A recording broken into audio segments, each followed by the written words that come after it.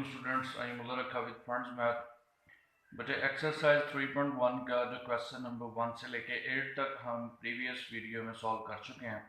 तो इस वीडियो में इंशाल्लाह हम इस एक्सरसाइज को वाइंड अप करेंगे। अब क्वेश्चन नंबर 9 है हमारे पास, वो कहता है कि if A ratio B equal to 7 ratio 6 find the value of this. हमें उसने एक रेशो दे दिया ए रेशो बी, उसकी एक वैल्यू है। तो ए रेशो बी इक्वल है जी 7 रेशो 6, ये हमें उसने प्रोवाइड किया। तो हम इसको लिख सकते हैं A over B equal to 7 over 6। इसको हम नाम दे देते हैं इक्वेशन 1 का। और फिर वो कहता है find the value of this, फिर इसकी वैल्यू फाइंड करें। अब हमने जो जिसकी वैल्यू फाइंड करनी है वो लिख लेते हैं। हमारे पास है जी 3a plus 5b ratio 7b minus 5a। तो भाई अब हमारे पास गिवन है a ओवर b, हमारे पास जो वैल्यू है वो a ओवर b की है। तो हम कोशिश करेंगे इसमें पहले a ओवर b की फॉर्म में बना के फिर उसमें वैल्यू पुट करें ताकि हमारे पास इसकी वैल्यू आ जाए। तो मैं क्या करूंगा उसके लिए डिवाइडिंग बाय, हम डिवाइड कर रहे हैं जी dividing by b on both side. बच्चों के माइंड में क्वेश्चन आता है कि सर हम a से क्यों नहीं डिवाइड कर सकते। भाई a से डिवाइड करेंगे तो ये जो b वाले हैं ये b ओवर a बन जाएंगे। हमारे पास b ओवर a की वैल्यूज नहीं है, हमारे पास a ओवर b की वैल्यू है, इसलिए हम b से मल्टीप्लाई करते हैं। 3a over b plus 5b over b ratio 7b over b minus 5a over b। ठीक है जी। अब देखें जी ये 3 as it is, a over b भी as it is, plus 5 b से कैंसिल हो गया, रेशो 7 यहाँ पर भी b से कैंसिल हो गया, माइनस का 5 a ओवर b। तो यहाँ पर मैं कहूँगा पुटिंग वैल्यू ऑफ, हमारे पास किसकी वैल्यू है जी, putting value of a over b। ठीक है जी, फ्रॉम कहाँ से जी, फ्रॉम इक्वेशन 1। इक्वेशन 1 से हम क्या कर रहे हैं जी, वैल्यू पुट कर रहे हैं a ओवर b की। तो a ओवर b हमारे पास 7 ओवर 6 है, तो इसमें मैं पुट करूंगा जी ये 3 as it is, a over b की जगह पे 7/6। ठीक है भाई, और ये प्लस का 5 as it is, plus 5 as it is, फिर रेशो है 7 भी एज इट इज, माइनस 5 भी एज इट इज, और a ओवर b की जगह पे अगेन 7/6। तो अब इसको सॉल्व कर लेते हैं। 3 1 जार 3 2 जार, तो मेरे पास आ गया 7/2 प्लस का 5 रेशो 7 एज इट इज। अब इनकी कटिंग नहीं होती तो 5 ऊपर मल्टीप्लाई हो जाएगा, 5 7 35 डिवाइडेड बाय 6। तो यहाँ पर अगर हम एलसीएम लें तो आएगा 7, तो 7 प्लस 2 को 5 से मल्टीप्लाई करें 10 रेशो, यहाँ पर एलसीएम लेंगे तो 6 आएगा, 6 7 42 माइनस का 35, और यहाँ पर हमारे पास ये बन गया 17/2 रेशो, ये हमारे पास आ गया जी 7/6। अब हम क्या करेंगे जी, मल्टीप्लाई करवाएंगे, हमने फ्रैक्शन खत्म करनी है तो मल्टीप्लाई करवा देंगे जी, मल्टीप्लाइंग। अब मैं 2 से नहीं करवाऊंगा, अगर 2 से मल्टीप्लाई करवाऊंगा तो इधर फिर भी 3 रह जाएगा, तो मैं 6 से मल्टीप्लाई करवा दूंगा, मल्टीप्लाइंग 6। ठीक है जी, तो 6 से मल्टीप्लाई किया तो 6 multiplied by 17/2 ratio 6 multiplied by 7/6। तो 2 1 जार 2 3 जार, बेटा ये 3 जब 17 से मल्टीप्लाई होगा तो 51 रेशो 6 6 से गया तो ये आ गया 7। तो ये मेरे बच्चों का आंसर है। तो हमने ये क्वेश्चन नंबर 9 कंप्लीट कर दिया। मैं उम्मीद करता हूँ इसकी आपको बड़े अच्छे से समझ आई होगी। a रेशो b था, उसको हमने इक्वल की फॉर्म में लिख लिया, a ratio b equal to 7/6। फिर क्वेश्चन में b से डिवाइड किया, हमारे पास a और b की फॉर्म बन गई, उसमें a और b की वैल्यू पुट की, जो कटिंग होते थे कटिंग कर दी, जो नहीं होते थे उसकी नहीं की। फिर एलसीएम लेके सॉल्व कर लिया, 6 से मल्टीप्लाई करके हमारे पास ये फाइनल आंसर आ गया। तो अब हम क्वेश्चन नंबर 10 की तरफ बढ़ते हैं। क्वेश्चन नंबर 9 मेरा बच्चा कंप्लीट हुआ, तो अब हम करेंगे क्वेश्चन नंबर 10। जिस स्टूडेंट ये क्वेश्चन नंबर 10 है, इसके 3 पार्ट है। वो कहता है कंप्लीट द फॉलोइंग।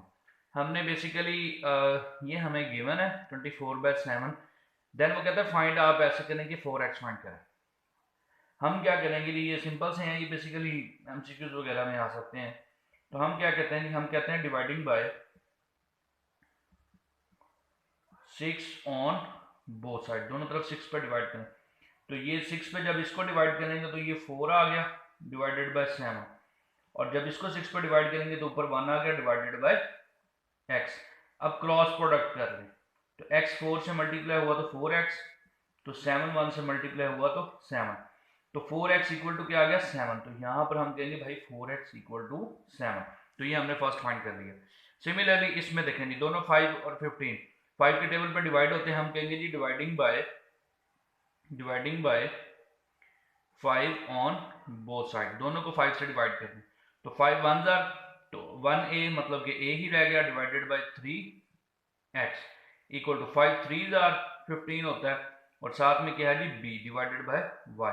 तो a को y से मल्टीप्लाई किया तो ay आ गया, 3x को जब 3b से मल्टीप्लाई करूंगा तो ये मेरे पास आ जाएगा 3 3 जार 9, साथ में bx। तो ay किसके इक्वल आ गया 9bx। लो जी ये हमने ये वाला भी फाइंड कर लिया, दो फाइंड हो गए। सिमिलरली अब देखें जी 9 और 18 दोनों सेम टेबल पे डिवाइड होते हैं, तो हम कहेंगे जी डिवाइडिंग बाय, बड़ा सिंपल सा काम है, ये तो शुगर ही था बेसिकली, मैंने कहा चलो ये भी समझा देता हूँ। Dividing by 9 on both side, दोनों को जब 9 पे डिवाइड करेंगे तो 9 1 जार, तो यहाँ रह गया p, बल्कि डिवाइडिंग बाय 9p कर रहे हैं, दोनों में p भी है।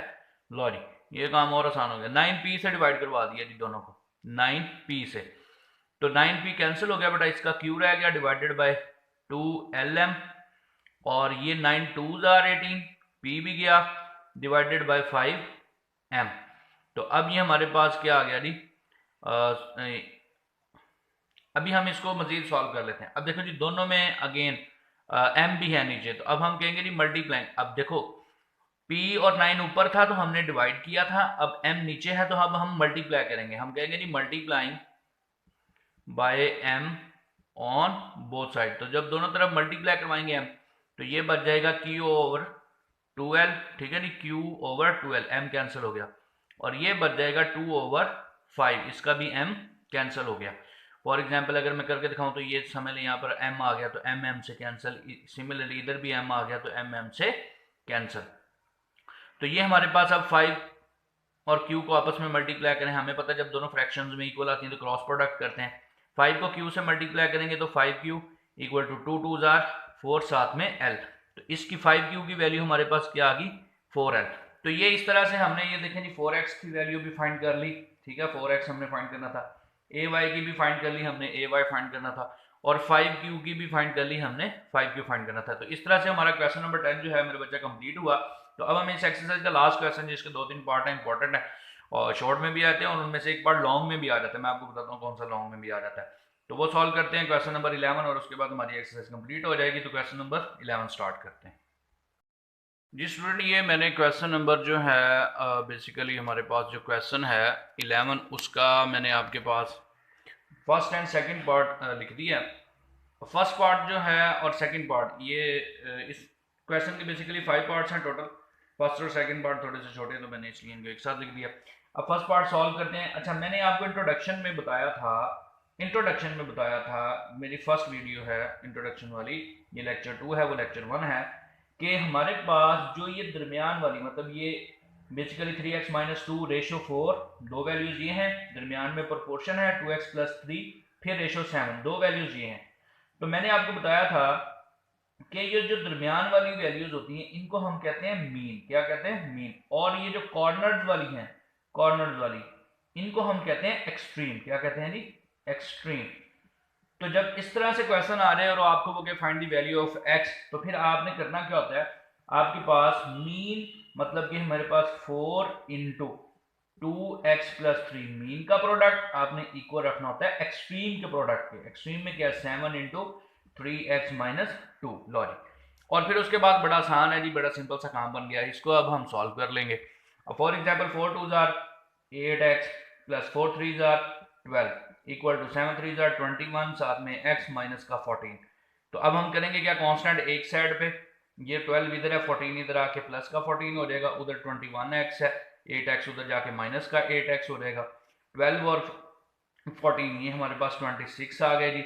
उसके बाद अगर हम 21 में से 7 माइनस करें, 6 माइनस करें तो 15, और ये आ गया जी हमारे पास 13x, 8 को हमने माइनस किया, तो 26 divided by 13 equal to x, और 2 इक्वल टू x। तो यहाँ से हमारे पास x की वैल्यू क्या आ गई जी 2।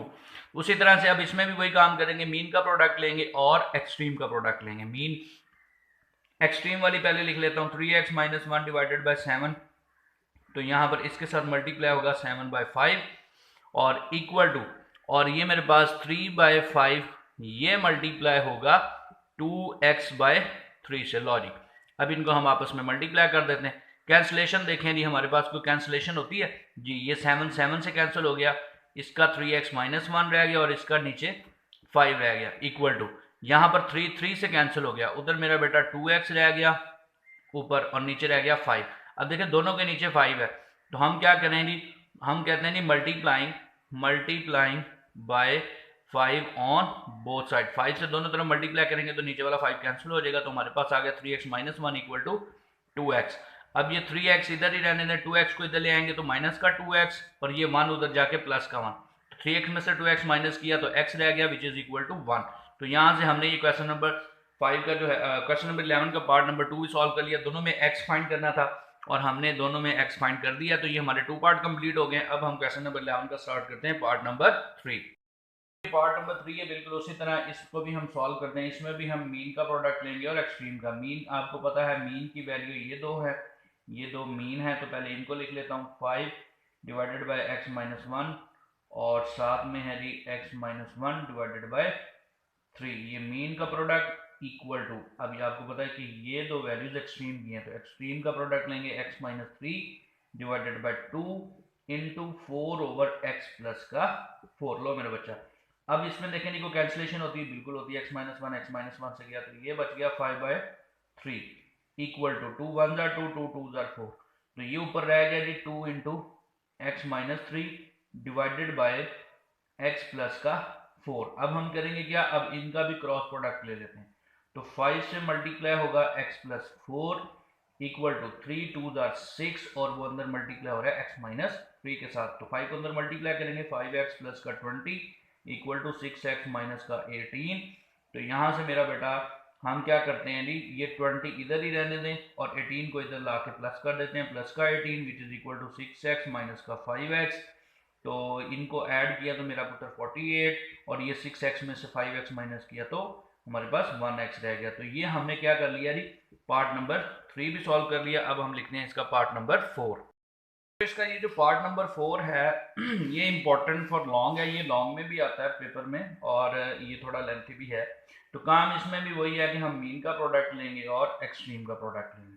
तो पहले अगर मैं मीन की वैल्यूज लिखूं तो वो है जी x, साथ में मेरे पास dot P cube minus Q cube divided by P plus Q, ये मैंने मीन का प्रोडक्ट लिख लिया, डॉट का मतलब मल्टीप्लीकेशन, और इक्वल टू, अब मैं एक्सट्रीम का प्रोडक्ट लिखूंगा। एक्सट्रीम में मेरे पास है p माइनस क्यू का होल स्क्वायर साथ में p square plus P Q plus का क्यू स्क्वायर।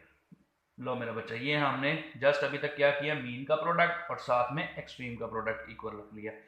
अब मुझे तो x चाहिए बेसिकली, मैं पहले ये वाली वैल्यूज लिख लेता हूँ। मेरे पास है जी p माइनस क्यू का होल स्क्वायर साथ में p square plus P Q plus Q square, ये p प्लस क्यू इधर डिवाइड हो रहा है, इधर आके मल्टीप्लाई हो जाएगा p प्लस क्यू, और ये वाला p cube minus Q cube ये हमारे पास क्या रह गया जी, इधर आके डिवाइड हो गया। ठीक है जी, ये डिवाइड हो रहा था, इधर आके मल्टीप्लाई हो गया इनके साथ, और वो ऊपर x के साथ मल्टीप्लाई हो रहा था, इनके साथ आके डिवाइड हो गया। अब मेरे बच्चों को एक फार्मूला है जो कि आना चाहिए, बल्कि मैं पहले भी बहुत दफ़ा लिख के दे चुका हूँ कि A cube minus B cube basically equal किसके होता है, ये इक्वल होता है A minus B into A square plus A B plus का बी स्क्वायर। ये फार्मूला मैं बारहा मेरे बच्चों को लिख के दे चुका हूँ। इस फार्मूले के अकॉर्डिंग हमारे पास देखें P cube minus Q cube वो इस फॉर्म में है, हम उसको इस फॉर्म में कन्वर्ट करेंगे, फिर हम देखते हैं हमारे पास क्या बचता है।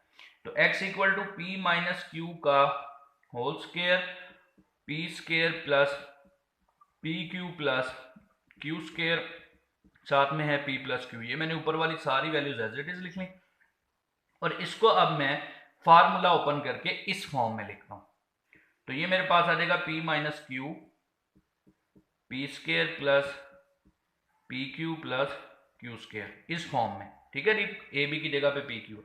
तो अब जरा गौर से देखें तो ये p माइनस क्यू इस स्क्वायर से कैंसिल, ये सारे का सारा इस सारे के सारे से कैंसिल, तो मेरे पास x इक्वल टू इधर बच क्या गया p माइनस क्यू, साथ में आ गया जी p प्लस क्यू। अब ये भी फार्मूला है, हमें पता है कि ए स्क्वायर माइनस बी स्क्वायर किसके इक्वल होता है, ये होता है जी a प्लस बी और साथ में a माइनस बी।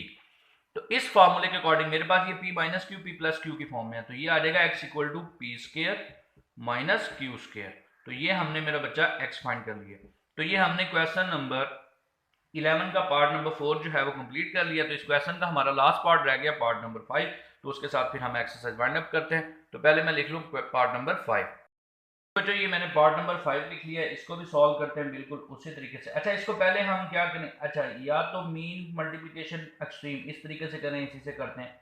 तो ये मेरे पास आएगा 11 माइनस एक्स, ठीक है जी, मल्टीप्लाई हो जाएगा 16 माइनस एक्स के साथ, मतलब मीन आपस में मल्टीप्लाई हो गए, equal to extreme 8 minus X multiply होंगे 25 माइनस एक्स के साथ।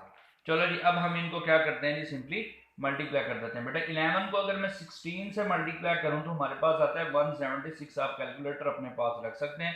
अब 11 को माइनस एक्स से करूंगा तो माइनस का 11x आ जाएगा, माइनस एक्स को 16 से करूंगा तो माइनस का 16x आ जाएगा, माइनस माइनस प्लस, एक्स को एक्स से किया तो एक्स स्क्वायर। सिमिलरली 8 को 25 से करेंगे तो हमारे पास ये आ जाएगा 200। 8 को माइनस एक्स से किया तो माइनस का 8x, माइनस एक्स को 25 से किया तो माइनस का 25x, माइनस माइनस प्लस साथ में एक्स का स्क्वायर।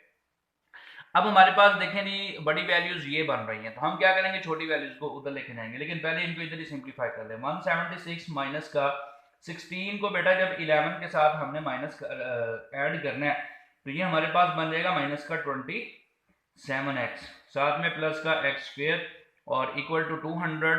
इन दोनों को ऐड करेंगे तो माइनस का 33x, साथ में प्लस का एक्स स्क्वायर। अब ये वाली वैल्यूज में अरेंज करके एज इट इज लिख देता हूँ, एक्स स्क्वायर माइनस का 33x और प्लस का 200।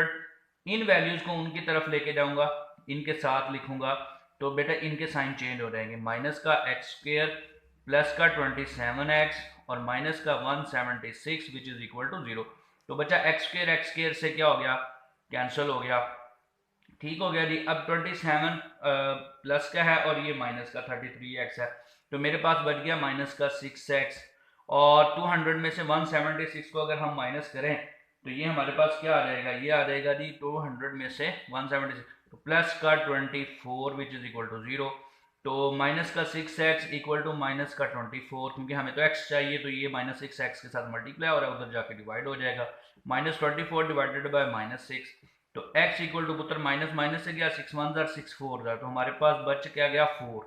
तो x की वैल्यू हमारे पास क्या आ गई 4। तो इसी के साथ हमारी एक्सरसाइज 3.1 जो है वो कंप्लीट हुई। वीडियो नंबर 1 में मैंने मतलब कि लेक्चर नंबर 2 में मैंने आप लोगों को जो है सॉरी ये लेक्चर नंबर 3 है आपका, लेक्चर 2 में मैंने आपको क्या करवाया, लेक्चर 2 में मैंने आपको क्वेश्चन नंबर 1 से लेके 8 तक कंप्लीट कराए लेक्चर 2 में, और लेक्चर 3 में जो है वो मैंने अब 9 से स्टार्ट करके 11 तक कंप्लीट कर दी। तो इसी तरह से हमारी एक्सरसाइज आज कंप्लीट हुई। तो इंशाल्लाह नेक्स्ट वीडियो में नेक्स्ट एक्सरसाइज के साथ मुलाकात होगी। अब तक के लिए इजाज़त, अल्लाह हाफिज़।